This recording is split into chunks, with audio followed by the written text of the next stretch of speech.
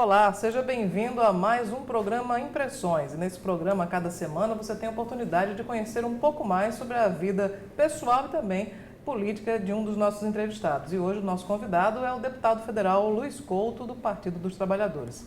Deputado, obrigada pela sua presença e seja bem-vindo aqui ao Impressões. Obrigado, digo eu. Estamos à disposição para responder todas as indagações.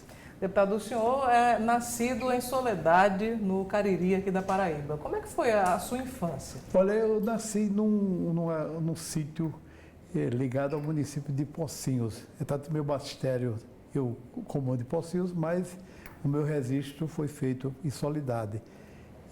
Com 3 anos de idade, nós fomos despejados de uma propriedade e fomos morar numa propriedade chamada Quixudi, lá no município de Soledade, com 3 anos. Seus pais não tinham terra? Sem terra, e naquele momento não falava de despejo, né? Hoje o despejo acontece no momento, né? O incentivo para usar a terra não para os proprietários, para fazer empréstimos, e nós ficamos lá. Tanto que quando chegamos de noite, não tinha a chave da casa, ficamos esperando debaixo de um pé de juazeiro, por isso que a figura do juazeiro é muito importante na nossa vida, e ficamos lá. Nesse tempo, trabalhava pela manhã com meus pais, também lá depois de 7 anos, porque até 7 anos a gente ficava, depois de 7 anos a gente ia para a escola, e à tarde ia para a escola e pela manhã ficava ajudando os pais. Meu pai cuidava das cabras do proprietário, e dos bodes, e também tinha o seu roçado também, onde nós trabalhávamos para também o nosso sustento. Bom, o senhor veio de uma família numerosa. Quantos irmãos? 13 irmãos, foram 13 irmãos, nós temos 11 vivos, 2 morreram, uma morreu com 6 meses de idade e o outro morreu já, foi vítima de um acidente onde o trem pegou o carro onde ele ia e esmagou todo, então, nesse sentido.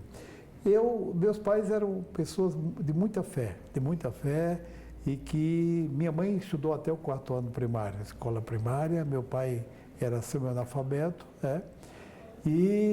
mas eu aprendi deles. Primeiro, do meu pai, eu aprendi que a figura do humor era um homem que contava histórias, piadas, enfim, que gostava de cantar, O senhor também gosta de contar piadas? Também, por isso que eu herdei disso dele aqui. Então, e também o sentido que ele me ensinou, de não baixar a cabeça se a gente estivesse corretamente, agisse de forma correta que a gente tinha como cobrar, E depois a responsabilidade naquilo que a gente assumia. De minha mãe, eu assumi a questão da espiritualidade, ou seja, a minha mãe gostava muito de cantar também, ela tinha uma capacidade de cuidar dos jardins, pegava a planta e conseguia plantar, E depois essa confiança que ela tem, de mostrar que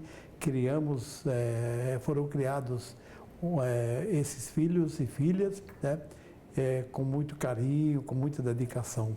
E além do mais, ou seja, dentro de uma espiritualidade, ou seja, lá em casa, depois de todo o dia, ou seja, ninguém ia dormir sem rezar, e sem lavar os pés também, porque tinha também essa coisa. Você podia tomar banho, como eu acho que tinha a dimensão do lava-pés, do serviço que Jesus fez com os apóstolos, vocês não estão limpos, mas precisam limpar os pés para não sujar a rede ou sujar a cama. Enfim, nesse sentido é que nós aprendemos a isso aí. Quando o senhor imagina a sua influência religiosa, veio dessa espiritualidade que era enaltecida pelo seu pai, pela sua mãe, a partir de que momento o senhor pensou ou decidiu ser padre? Olha, meu pai tinha uma irmã que foi ser freira, ou seja, a irmã Isabel Couto, E sempre se colocava isso aqui. E quando a gente completava 7 anos, todo domingo, a gente andava com meu pai quase 9 quilômetros, saía do município, do sítio, ia para a sede do município de Soledade, na Igreja Santana, e meu pai levava lá, os maiores ficavam lá. E eu já olhava aquilo com muita atenção. E quando chegava em casa, com meus irmãos mais novos que não iam, eu começava a fazer aquilo que eu vi lá, que o padre fazia, né? Naquele tempo ainda se rezava a missa de costa para o povo, né? Depois com o Concílio Vaticano II é que as coisas melhoraram. E nesse sentido, e um dia depois do Concílio Vaticano, a freira, ela foi visitar, porque antes era proibido visitar a família, e ela saiu, né? E eu estudei na Escola Mista Rural de Timbaubinha, que era uma lá, né? Duas professoras, a professora Avani, que depois saiu porque foi se casar, e depois veio a professora Noêmia, que a gente estudava até o 4º ano primário. Depois meu pai não tinha condição de tentou levar para a cidade, e depois a gente veio em 58, a partir dessa irmã, dessa tia freira, nós viemos aqui para João Pessoa com 13 anos, e no dia 4 de outubro de 58. Trabalhamos naquele tempo na estrada, ou seja, com meu pai, enfim. E aqui a gente foi para o seminário, entrou no seminário. Quando chegamos em outubro, para fazer ali, naquele tempo, tinha o chamado exame de admissão. Você estava no 4º ano primário, mas tinha que fazer o exame de admissão para você poder. E aí eu comecei a ir lá estudar. A professora disse, olha, ele não tem capacidade, ele não tem possibilidade de fazer o exame de admissão. A diretora, ela disse, não, vamos sentar, ele faz isso aqui. Eu comecei a estudar e passei no exame de admissão. E, no seminário, fiz todo o curso de Humanidades, que era conhecido, né? Depois fui para o seminário regional, lá em Camaragibe, fiz a filosofia, depois saí para trabalhar, depois concluí meus estudos aqui na Universidade Federal da Paraíba, e em 70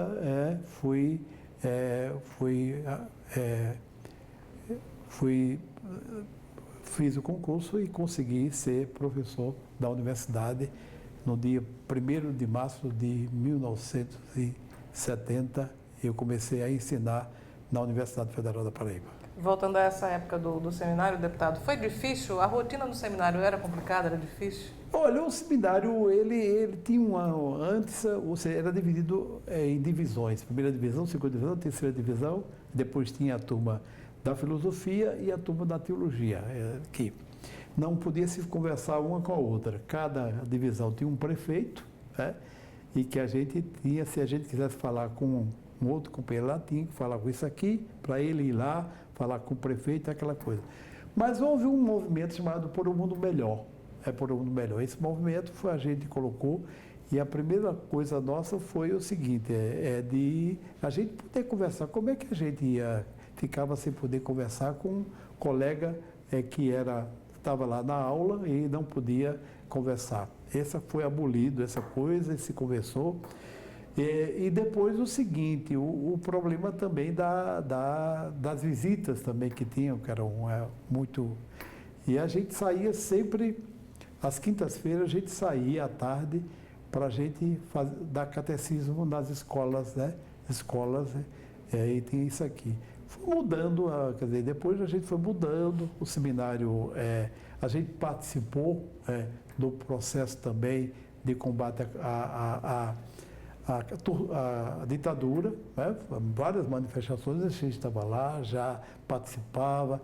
Nas quintas-feiras tinha o cinema que ia da Secretaria de Educação, que levava um filme, os padres olhavam antes o filme. Tinha que ser liberado, né?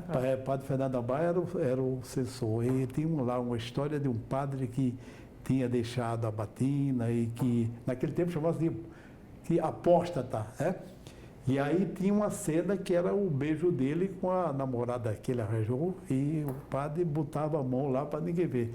Mas parece que o padre Fernando esqueceu o momento, e na hora que ele tirou, foi o mesmo beijo. No outro dia ele fez uma meditação profunda.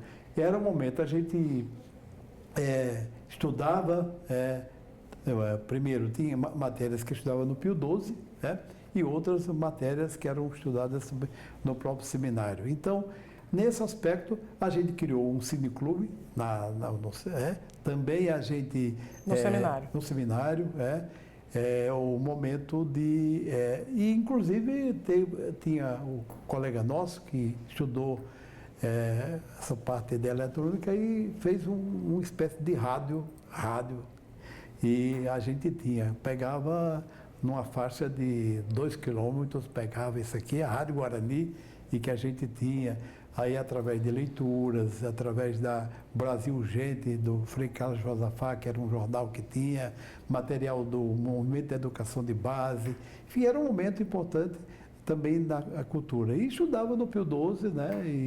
E voltava à tarde, também tinha estudos também, mais das matérias mais ligadas ao seminário, enfim, mostrando que foi um momento importante e a gente aprendeu muito. Bom, nós vamos a um breve intervalo e daqui a pouco nós vamos falar sobre a teologia da libertação e até que ponto o deputado Luiz Couto, à época, no seminário, se influenciou também por esse movimento.